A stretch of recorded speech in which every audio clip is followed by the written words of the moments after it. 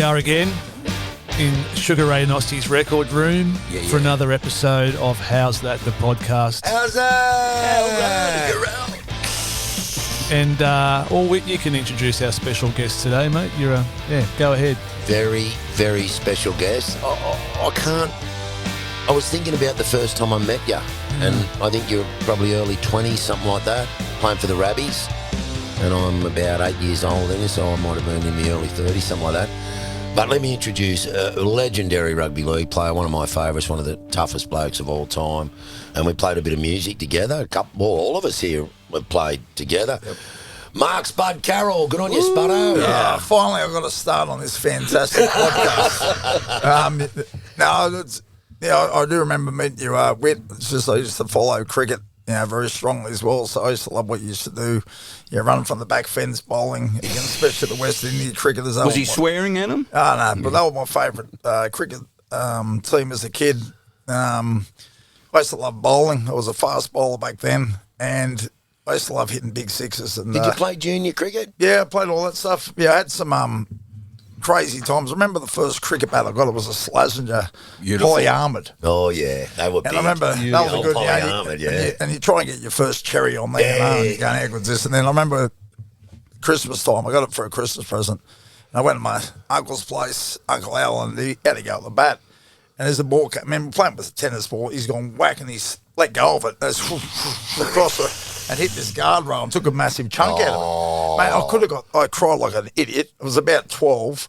And I'm thinking, mate, you've ruined my bat. Uncle up to that stage. Mate, you've ruined my bat. I could have got 3 new bats that day, but I ended up fixing that, put in a bit of bog. And then the next one, I've always wanted to... Hang on. What's a bit of bog? Oh, all the stuff you put in. Polyarmoured. You did a surfboard. It was horrible. Like, first time I hit it again, it just fell out. Oh. But then the next...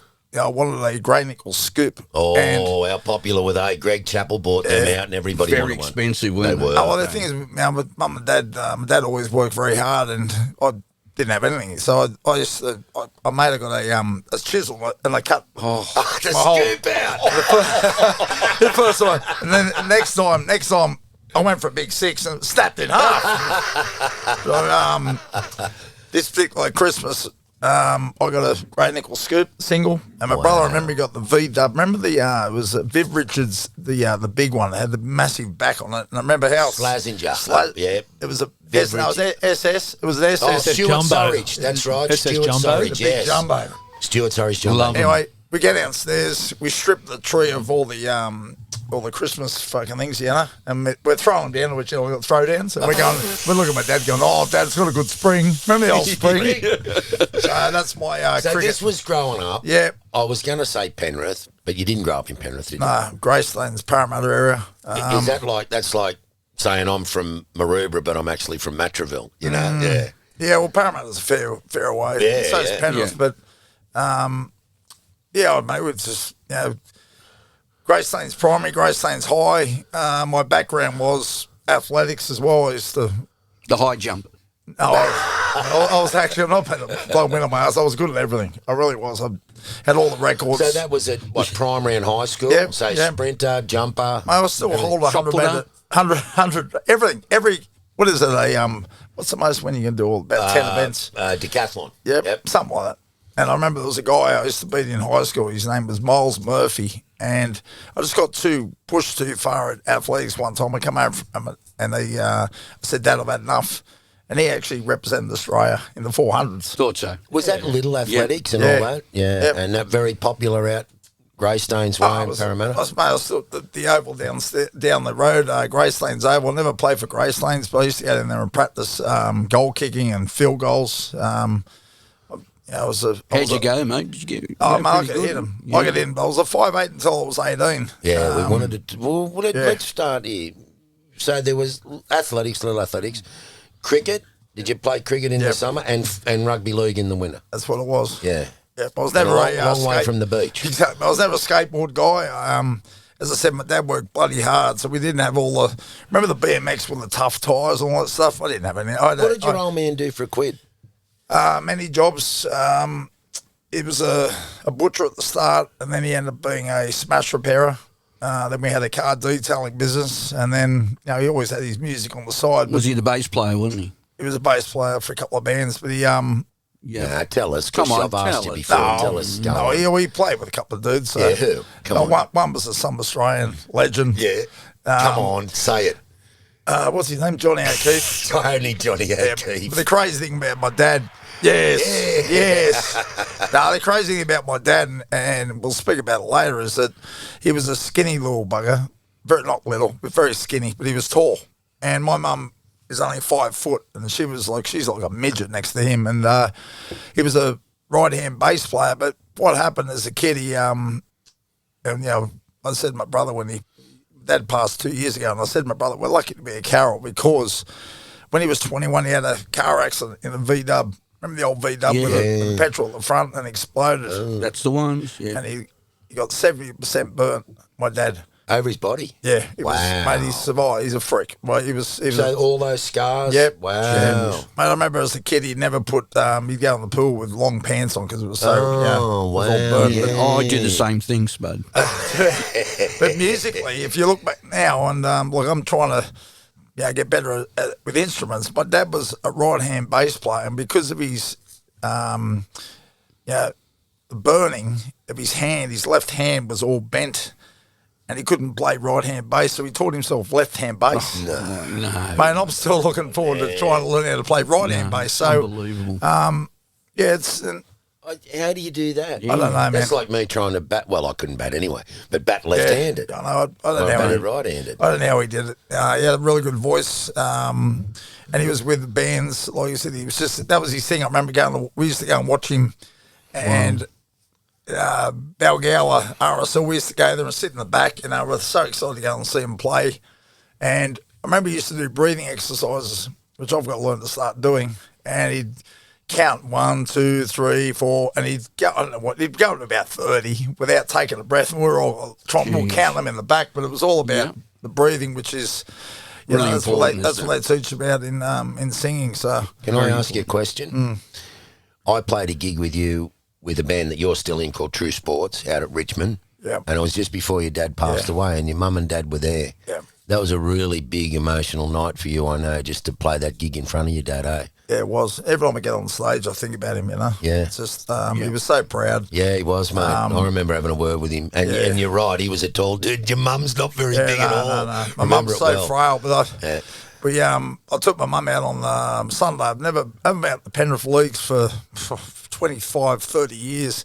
So I said, Mum, we're going out for dinner. I'll take you out. Dad's passing. We'll have a bit of a celebration. And my mum's the best date because she doesn't eat much. And she goes, so I got her a shandy and a kid's meal. Go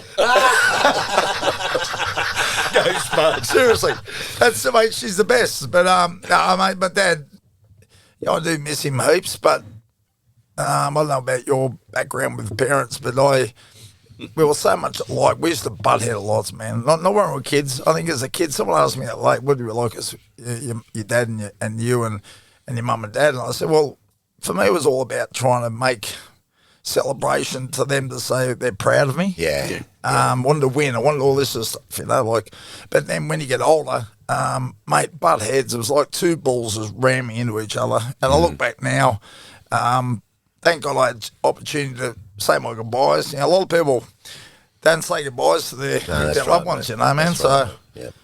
but he's, thank God out of music. I've been fortunate enough to play with you three blokes, but I absolutely love music. Background, I used to play a bit of piano. Stedford's, I can only remember one song. I still remember it note for note, but thank God my dad gave me a half-decent ear for music. I'd love to see your hands They on work. the ivories now. They still work. I was going to say Wild Thing. They work. No, it's Wild called Thing on the piano. The Entertainer, mate. Come on. I'll just butt in quickly for a second because Spudd and myself, we've got a little duo. Yeah, called always plugging. Yeah. called the Hit Ups. Yes. Right, and we did our first gig last Saturday at Long Jetty at one of your mates' cafe, Dave Millwood, who used to be involved with Manly, and for a first hit up, it was good. I took the Did a first bit of hit up. research on the old Millwood. Hey. Yeah, I did. The thing is, when you're up against, I regard you as a freak as well, Ray, but I just think Dawsey, in our band, he's like the glue. Yeah. It's amazing. This bloke, he could blow. He could make two chopsticks sound good.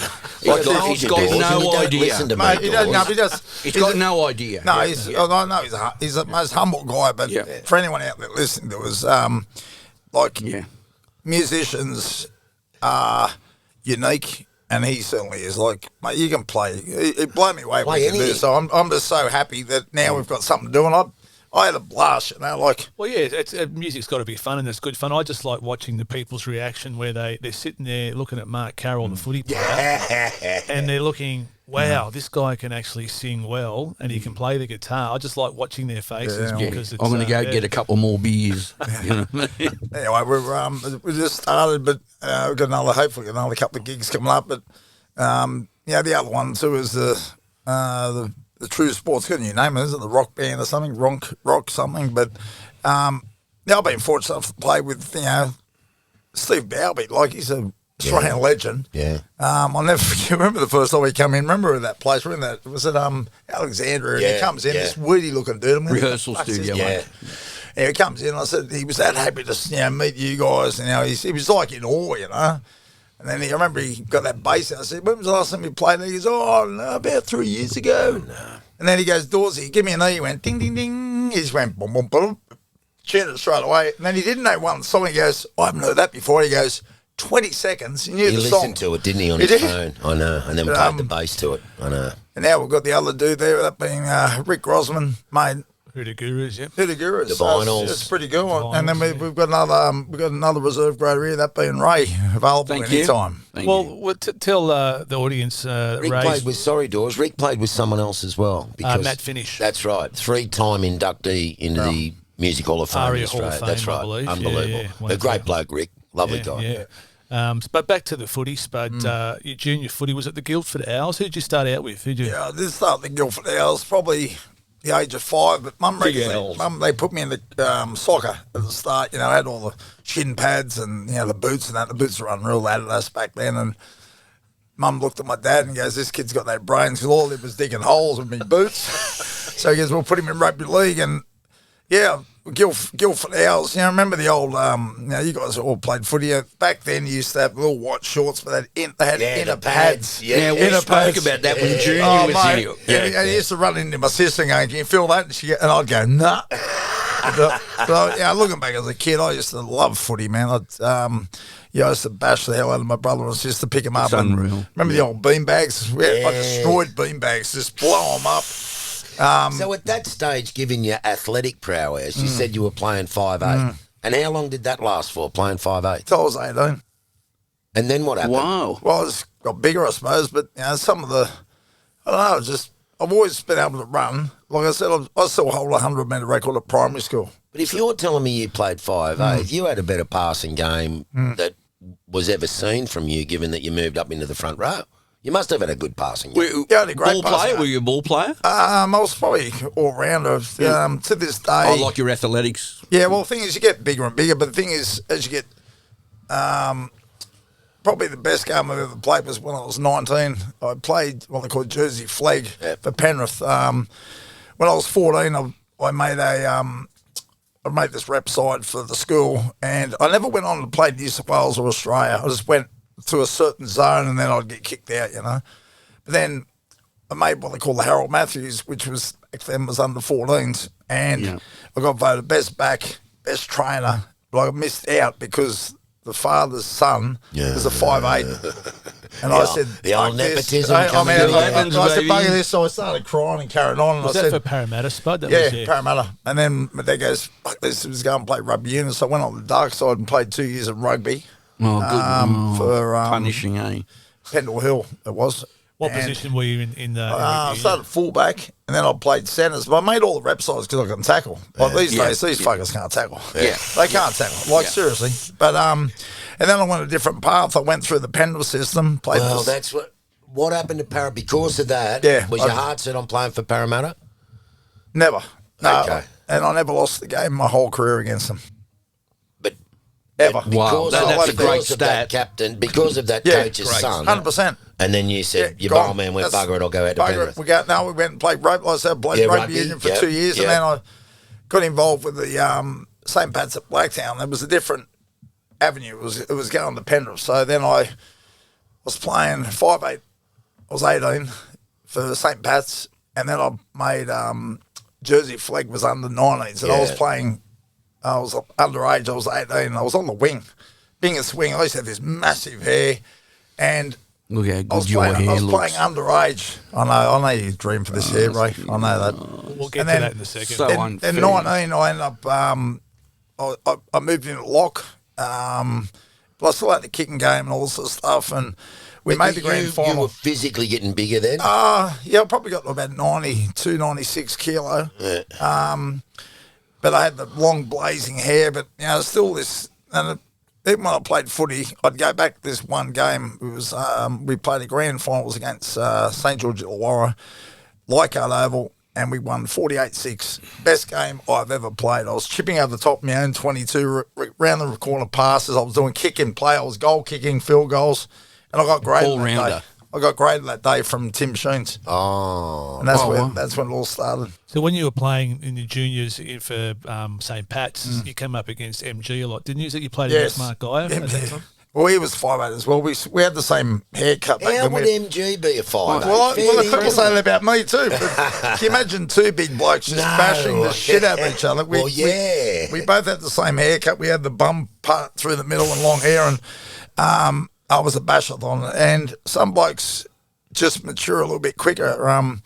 Sure. It's not only it's in life, sport, music, and just general. Some people are smarter than others, but MG got graded before I did, but it was a good chase to get back up with him. Were there any others that you were playing against at that time that got graded and you ended up running into him at Penrith or other clubs? No, it's crazy. All the good players when I come through as a kid playing for New South Wales or Australian schoolboys never went on with it. But I was fortunate enough to see in 19, as I said, when I've had that best game of my life when I was 19, Jersey flag. I made an Australian merit side, it was called. We never travelled, but we got together down in Canberra, and I met the great Wayne Bennett. First time, there was the two Waters brothers, Kerrod and Kevin, a bloke called Alan Wilson, who played for North and Cronulla. Oh, yeah, Alan Wilson, yep. And a bloke called Steve Edmund, whose son's now playing for the That's right. Waratahs, I think it is. Yep. Oh, was he, right? So they all got Tigers. sort of played first grade before I did, but I'll tell you what, it was worth the chase. Yeah. Talking about hair, as rated before, your hair, like we've always admired yours. Can I touch it? And with Des Hasler, he's been in the media this week, and we were talking about. Have you ever felt Desi's hair? No, not yet. Like Actually, only beautiful, last isn't time I got him in a headlock. That's about it. Did you feel his hair then? No, Desi's got the best hair. For someone to have be a coach, all the coaches these days are bald. Yeah. Right? I used to be a coach. So, for some reason with Desi, he's got these locks, and some days he goes, look, he's not little things like I'm not going to get my hair cut until we've won 6 games or something. So sometimes he's got a shit side. He's got massive hair, but I've always had. You'll be quicker than that, right?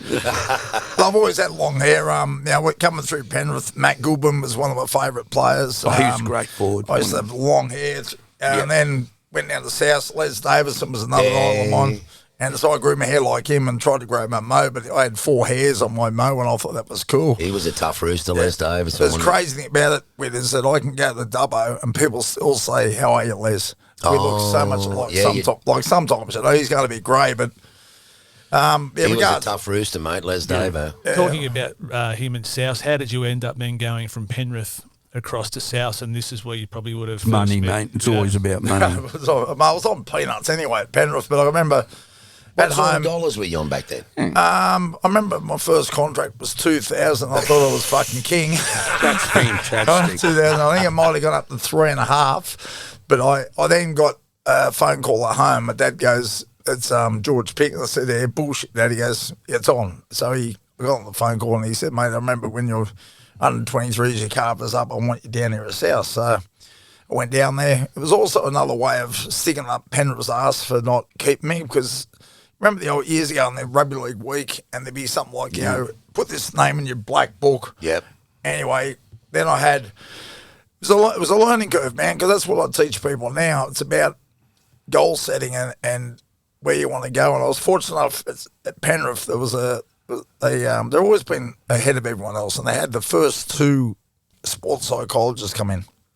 And we did this like a written test, and they were stupid questions, but you had to answer them, you know. Anyway, I come in the top 2. And there's a bloke called Rudy Talmax, and unfortunately, he was the smartest guy in the world, but he's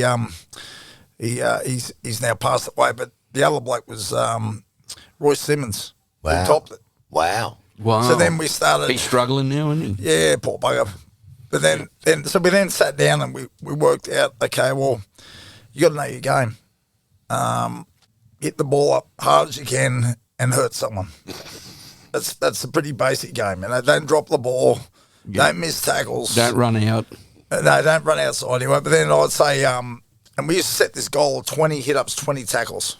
Anyway, this was when I was then reserve for fucking reserve grade. Not where I wanted to be. I had a coach who didn't like me, bloke Len Stacker. Oh. Parramatta background, Penrith background. Yep. And we got into this little referees, probably a bit fucking bigger in this place, but anyway. And then we got that close. We were that close, and he said, mate, you always want to be this fancy player. And I was, man. I wanted to chip over the top, wanted to kick and pass and carry on like when I was 18, you know. And he goes, mate, you need to... And I just poked him on the chest. I said, I'm going to stick this up your ass. And then I thought, well, okay, now I've got to put my mouth where it is. Not on his ass, but how do you do what I wanted to do when you're on the bench for reserve grade? Yeah. See what happens? It's like in life, at work. If someone does a mistake, well, in rugby league, if you get injured, you come off. And about 10 minutes ago, one of my good mates had a cork in his leg and he limped off, and they said, you're on. And I put the headgear on back then. I didn't used to wear headgear until I got graded because I used to knock myself out trying to bloody kill people, come out the line. Sure. And the headgear's more, does that help? Probably not. But it just gives you confidence to put your head where you don't want to put your head.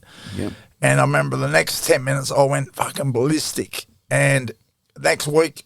So this was a second grade game? This is second, reserve for reserve grade. Back then it was 3 games. Like, so you'd have 123s reserve grade. That's right. First it was great. It was a great day, right? Yep. But...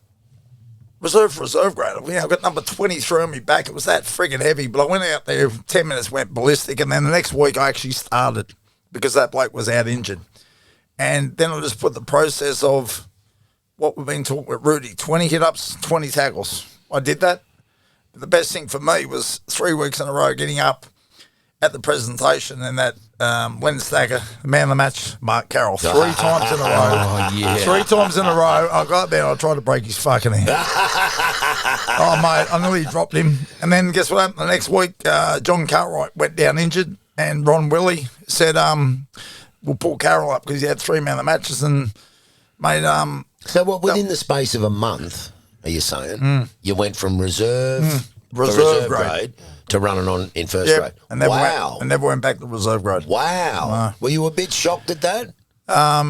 No. Well, 3 man of the matches, I mean, you put in big in those shows. No, the thing is, you just got to wait for opportunity. But the thing is, like anything, it's in everything in life. If you just say someone pulls out and you fill his spot, well, mate, when I went off, I still remember in my head, when I walked past my mate who was limping off for that 10 minutes, in my head, I said, "You're not getting this. I'm not going back there.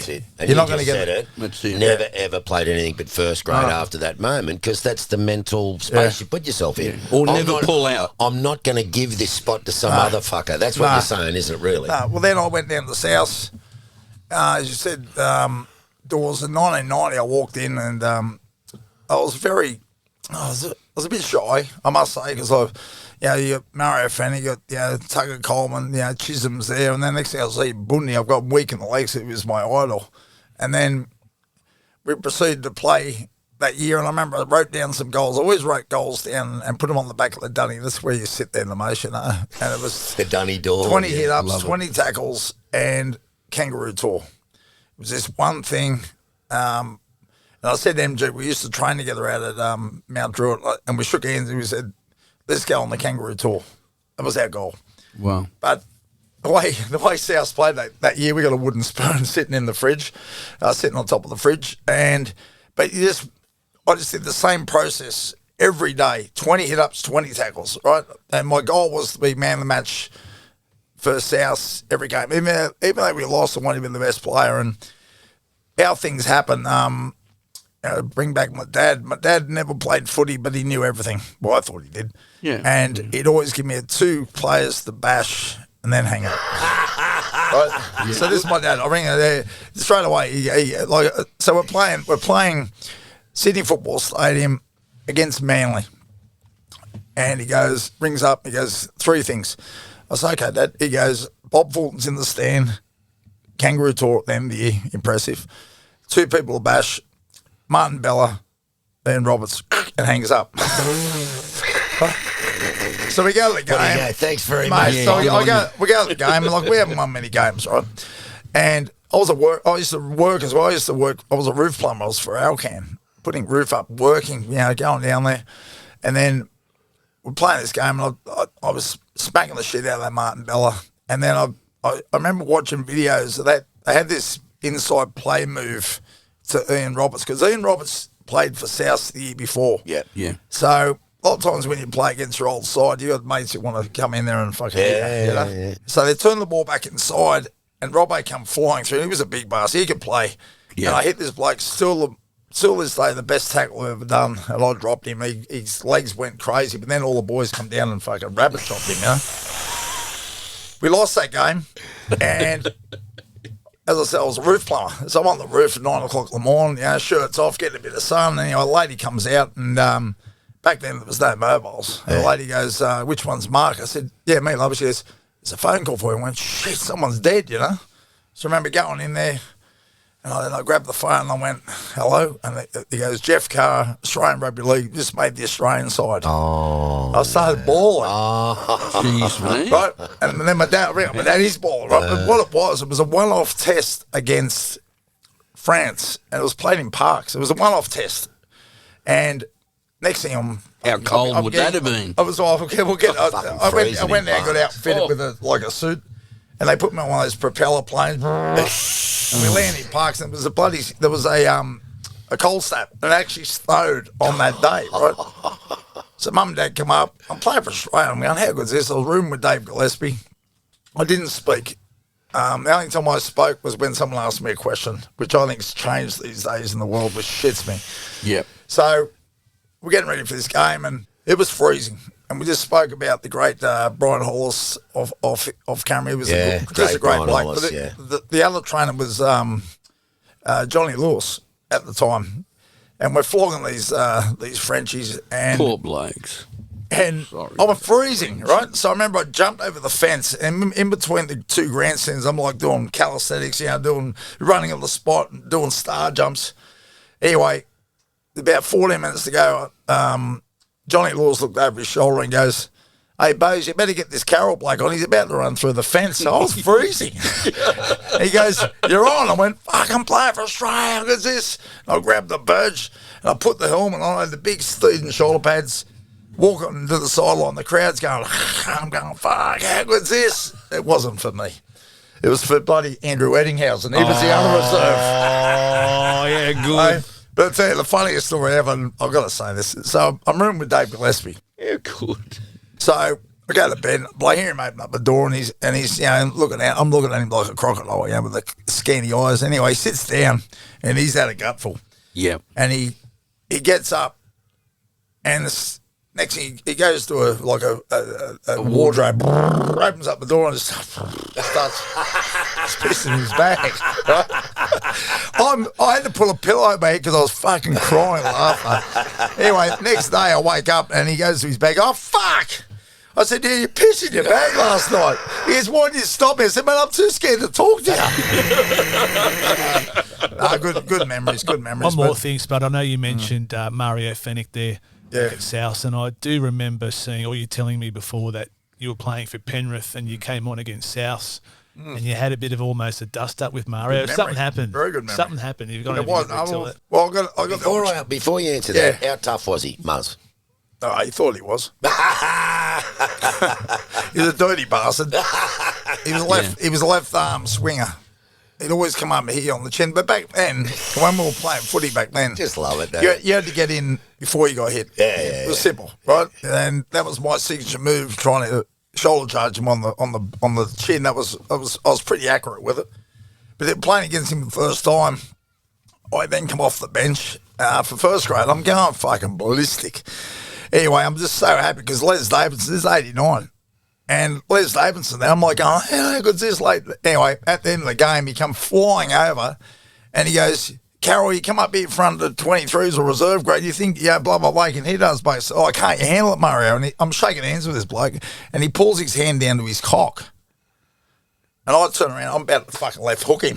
And Bundy jumped. He said, leave him alone, Murray. He's only a kid. And the next year I'm down at South. Oh, yeah. Seriously. Yeah. Get that cock out, eh? Did Mario remember that when you were at the it was in the back of my mind. So whenever time we had a wrestle, I used to fucking slam him. So, but, he was a tough guy. Like, he went to North as well, but... Oh, it was a tough time to play then. Bloody hell, it wasn't. It was really tough. It was a badge of honour not the off. Absolutely. That was a good side, that South side, wasn't it? It had Boyle and all those. We thought it was, yeah. We got a wooden spoon, but... Yeah, but that was still tough. That was tough, Yeah. And talking about playing for Australia, Kangaroo Tours overseas, and I think you would play midweek games the first two you went. It was at MG as well. You guys used to play the midweek games, and we play against all the what they call them, the minnows. I think we had the best time. We bashed the fuck out the pommies on a Wednesday night, and then just drink heaps of piss. And what was that side on the Wednesday night? There was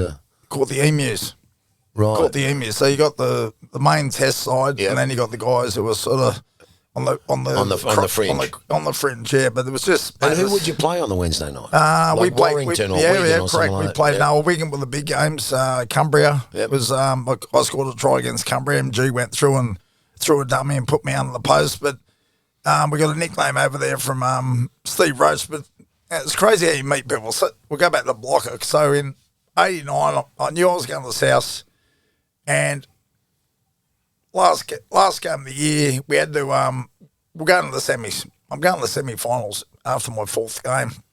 Anyway, I come off the bench, and it was like Oval. It was the biggest crowd they've had. I think they had 23,000. They were hanging out of the trees. That's how many people there were. And we used to have this play where Roy Simmons would drop the ball on the inside, and I'm thinking I'm about to score a try. And I used to wear headgear on that. Next thing, blocker grabbed my headgear and I nearly broke my fucking neck and threw it into the crowd. Right? So the next week we lost that game. So the next week, guess what we're playing? We're playing Balmain at Sydney Football Stadium. First semi-final, knockout semi-final. So Dad rings me up again. Son, you don't. Oh no! You don't know how strong you are on your left side. Because I was always a right shoulder tackler, and I said, okay. And he goes, and that blocker, make sure you fix him up. And then just hangs up. So what happened in the game? Please. What happened in the game? Your old man was a star. I'm exhausted. Can we have a breath? So the game was going. Anyway, I remember Wayne Pearce goes flying down the blind side, right? And I went, fuck it. Mate, I hit him so hard with my left shoulder. It was a bloody great tackle. But I'll never forget, he got up and he hit me on the arse. He goes, great tackle, son, right? And I've just gone, Wayne Pearce on that. Now I know him, right? Oh, wow. But the next play, the ball was coming towards me. It was blocker. And he's running straight at me. And he did like a short pass. I didn't give a shit where the ball went. I fucking hit this brick so hard. He dropped on the arse, and then he started chasing after me. Did he? Oh, fucking give it here, Carroll. I'm beyond like fucking double bird. Then the next year, press that. And then the next year, I'm Kangaroo Tour with him, and he actually called us myself and MG smash and crash because we were just like knocking each other out. We were going ballistic, but just fantastic memories On those early Kangaroo Tours, was there a lot of piss drunk on those tours? Mate, we're sponsored by Forex. But the other one, for all the blokes who were smoking darts, I think we're sponsored by Rothmans or something. But we had some characters. They were heavy When duty. you think about those times, and I think about my times playing the cricket that I did, and we were sponsored by Benson and Hedges. Yeah. There was always 3 eskies full of piss, and 5 cartons of cigarettes in there, and half the team smoked, and nobody batted an eyelid back in them days, did you? It's incredible, isn't it? Yeah, but the thing about, I was fortunate enough to the coach was Bozo, and I love training, but they used to make it enjoyable. But also you're so proud because they give you that much gear. Yeah.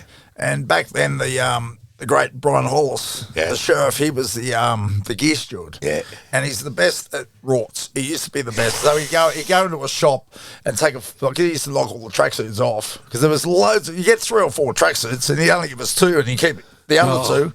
And he was swapping shit through Manchester. Like you go into a shop and you see it. Mate, where'd you get that from? The sheriff had been there, you know.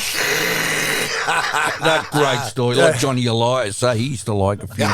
Johnny Elias. I had Johnny and the sheriff also in '95 for the World Cup. We used to, mate, blokes didn't want to go out. We sit downstairs and have a chat. You know, the great Johnny Lewis, but the sheriff, far out. I missed that dude. He was part of my routine when I was at Manly. I'd go and see him on a Saturday.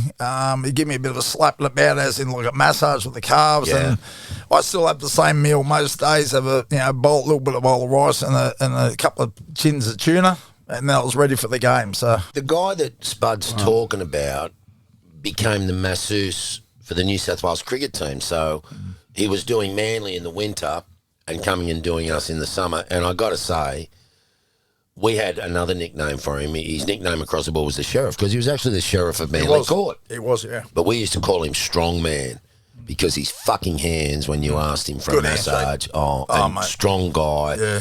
but just a star. And I got to tell you, when he passed away, I know you guys would have been shattered, but equally everybody that knew him from the Cricket New South Wales setup was shattered because he was just one of the best blokes in the dressing room. He just knew, not loud, he knew when David talk or it's enough time, leave Spudd alone. But he was just Good emotional intelligence. a champion bloke, mate. Yeah, absolute The thing is, I probably superstar. learned more about the sheriff back, mate, the best 4 years of my life going to Manly. Well, hang on, let's stop there. You left South to go to Manly. What I happened? did. What happened? I got a phone call off Money again. Bozo. Well, Money. yeah, or we go back to money. So I remember my first contract was as our $60,000, which was better than 3.5. Grand, reckon. And how did that sit at the time with normal contracts? No, it was unders. Was unders. It was unders. Yeah. So, but the incentive was So this was 1990? 1990. 1990, So yep. the incentive was, I think it was 5,000 city versus country. Yep. 10,000 New South Wales, 20 for Australia. Right. Fucking boom, I kicked the goal with Australia. So next year I'm on 80,000. But when you're on tour and you start hearing other players, well, they're on, I think Kevy now, if you're on about 200. But I then come back and then Bozo rung up at home again. My dad said this, Bob Ford, and said, bullshit. Yep, same routine. But the thing is, a lot of people don't know, actually no one really knows, I actually signed a year to go before my contract was up at South. Oh, okay. But you couldn't say anything. That's how Manly no, worked, but that's how Manly I worked. remember They stole John O'Neill. Can I interrupt you, Spud? Did you have a manager in those days, or was it like your old man just telling you what I to had do a and then hanging manager. up? They're full of shit, the managers. Nah, back then they're taking too much money. Yeah, No, let's not mention his name. Gave Okay. it to my my dad was just going there, Yep, but yep. Dad's background was real estate. He could still sand the Arabs if he wanted to. Yeah, so sure. I remember So going, he looked after you, kind of thing. yeah, signed up for Manly. I remember going into a. And what did they offer you? Let me think now. I remember sitting down with Bozo. Frank Stanton was there. Yeah. And Frankie. We're in a chemical factory. Bozo had a chemical. It was like in Walter White, you know, in that Breaking Bad. I know. Anyway, and then he goes, we want to sign now. I said, who are you signing? And he said, Dave Gillespie and Terry Hall. I said, okay, I'm signing up. He goes, you want to know about the money? I said, oh, mate, the money will come. I just want to win a comp. And he said to Frank Stan, I told you, Frank, we're to sign this bloke. Frank Stan had no idea who I was. I think maybe the first contract might have been maybe 100, I think, maybe. And then that was 94, but then Super League hit. That was That's when it got real, didn't it? Yeah, well, it did get real, but we could have gone a lot harder. The only people that made money was like Gus Gould. I think he made a couple of mil to sign everyone Who did? up. Sorry, mate. Gus Gould. Okay, And yep. Bozo got paid about 2 And Rebo. to get all the players in, you know. I remember getting even just memories of that. I remember at home, 10 o'clock at night, Dad said, it's fucking Bob Fortney. I said, bullshit again. He goes, son, you got to come and sign. I went, Bose, I'll sign tomorrow, mate. And I got there, I remember getting there about 10 o'clock and there was fucking people everywhere, you know. Jeez. And it was my turn to go and see Bozo. He had an open checkbook.